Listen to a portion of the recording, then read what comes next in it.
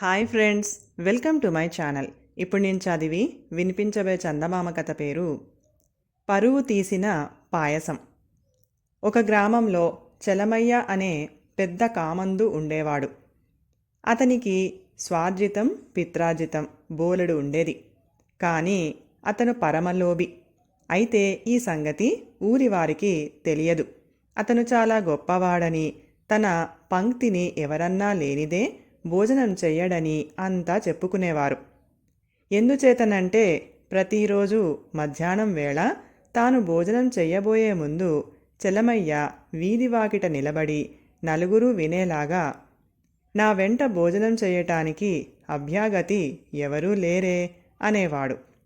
కానీ వీధి వెంట ఎవడైనా సాధువులాంటివాడు రావటం కంటపడితే చలమయ్య చటుక్కున లోపలికి వెళ్ళి తలుపు బిగించుకునేవాడు. ఒకనాడు రాముడనే పేదవాడు తన భార్యతో సహా బ్రతుకు తెరువు కోసం ఆ గ్రామం వచ్చాడు. ఊళ్ళో విచారిస్తే చలమయ్య గొప్ప ఉదారుడని, సంపన్నుడని, అతని వద్ద పని దొరకవచ్చునని రాముడికి తెలిసింది.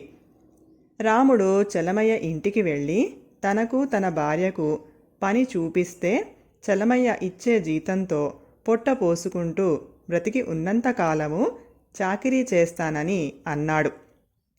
ఆ సమయంలో చలమయ్య చుట్టూరా నలుగురు పెద్ద మనుషులు కూర్చుని ఉన్నారు. వారి ముందు తన పరువు పోతుందని చలమయ్య రాముణ్ణి వాడి పెళ్ళాన్ని పనిలో ఉంచుకోవటానికి ఒప్పుకున్నాడు. కానీ జీతం ఇంత అని అనలేదు. చలమయ్య ఇంటి వెనక ఒక పడిపోయిన కొట్టం ఉంది. అందులో రాముడు వాడి పెళ్ళాము ఉంటూ వచ్చారు. రాముడు ఇంటి పని పై పని చేసేవాడు. వాడి పెళ్ళాం పాచి పని అంతా చేసేది. ఇద్దరి చేత వెట్టి చాకిరీ చేయించుకుంటూ చలమయ్య వాళ్లకు చాలా తక్కువ జీతం ఇచ్చేవాడు. ఆ జీతం రాముడికి వాడి పెళ్ళానికి తిండి తినటానికి కూడా చాలేది కాదు. అందుచేత వాళ్ళు రోజు నూకల గంజి వండుకొని అందులో ఇంత ఉప్పు వేసుకొని అందులో 2 పచ్చిమిరపకాయలు నంచుకొని కడుపు నింపుకునేవారు. చలమయ్య గారింట ఏనాడు వంటకాలు మిగిలేవి కావు. చలమయ్య భార్య ఒక్క నలుసు మిగలకుండా బొటాబొటిగా వంట తయారు చేసేది. ఈ వెట్టి చాకిరీ ఇంకెక్కడ చేసినా కడుపుకు ఇంత తిండి అయినా దొరుకుతుంది, ఇక్కడి నుంచి వెళ్ళిపోదాం అనేది రాముడి పెళ్ళాం. రాముడికి కూడా చలమయ్య ఇల్లు విడిచిపెట్టాలనే ఉంది. కానీ ఏదో విధంగా చలమయ్యకు తగిన విధంగా బుద్ధి చెప్పి మరీ ఇక్కడి నుంచి వెళ్ళిపోవాలని వాడి ఉద్దేశం. ప్రస్తుతానికి వాడు చలమయ్య మీద కోపాన్ని వెటకారం రూపంలో బయట పెడుతున్నాడు. వాడు తిండి తినటానికి కూర్చున్నప్పుడల్లా, ఏమేవ్ పాయసం వండటం పూర్తి అయ్యిందా? వేగిరం తీసుకురా, చక్కెర కాస్త జాస్తి వెయ్యి, వచ్చేటప్పుడు 2 పచ్చ అరటి పండ్లు పట్టుకురా అని భార్యను కేక వేసేవాడు. వాడి భార్య గంజిలో మరొక చిటికడు ఉప్పు వేసి 2 పచ్చిమిరపకాయలతో సహా తెచ్చి వాడి ముందు పెట్టేది. రోజూ రాముడు తన పెళ్ళాన్ని పాయసము పచ్చ అరటిపండ్లు తీసుకురమ్మని గట్టిగా కేక వేయటం చలమయ్య భార్య చెవిన పడింది. ఆవిడకు పాయసం చాలా ఇష్టం. కాపురానికి వచ్చిన దగ్గర నుంచి ఆమె పాయసాన్ని వాసన చూసి అయినా ఎరగదు. పచ్చ అరటిపండ్ల మాట చెప్పనే అక్కర్లేదు. రాముడి కేకలు విన్నప్పుడల్లా ఆమెకు నోరు ఊరేది. పట్టలేక ఆమె రాముడి పాయసం సంగతి తన భర్తకు చెప్పింది. చలమయ్యకు చాలా ఆశ్చర్యం వేసింది. తాను ఇచ్చే కొద్ది జీతంతో కూలీ దంపతులు పాయసాలు అరటిపండ్లు ఎలా ఆరగిస్తున్నారో అతనికి అర్థం కాలేదు. రాముణ్ణి అడిగి తెలుసుకోవాలని అనుకున్నాడు. మర్నాడు రాముడు పనిలోకి రాగానే చలమయ్య వాడితో అది ఇది మాట్లాడి, ఏరా మీకు ఏమీ లోటు లేదు కదా అని అడిగాడు. మా బ్రతుకులకు లోటు లేకుండా ఎలాగుంటాయి బాబయ్య అన్నాడు రాముడు. అదేమిట్రా, రోజు పాయసము పళ్ళు తింటూ బీద అరుపులు అరుస్తావేంరా? ఆ సంగతి నాకు తెలియదనుకున్నావా అన్నాడు చలమయ్య. అదా బాబూ, మా బోటి వాళ్లకు అందుబాటులో ఉండేవి అవే కదా. మేము తాగే పాయసం నా భార్య బాగా చేస్తుంది కూడా అన్నాడు రాముడు. పాయసం చాలా తక్కువ ఖర్చులో అయ్యే వంటకమేనన్నమాట అనుకున్నాడు చలమయ్య. తర్వాత కొద్ది రోజులకు చలమయ్య కుమార్తె పెళ్లి చూపులకు పొరుగురి కామందు, అతని కొడుకు, ముఖ్యులైన బంధుమిత్రులు ఒక 10 మంది దాకా వచ్చారు. వారందరినీ చూసేసరికి చలమయ్య గుండె గుబేల్మంది. వీరందరికీ విందు భోజనం పెట్టక తప్పదు. ఏ ఖర్చైనా తప్పుతుంది గాని ఈ ఖర్చు తప్పదు. ఇంతలో చలమయ్యకు ఒక ఆలోచన వచ్చింది.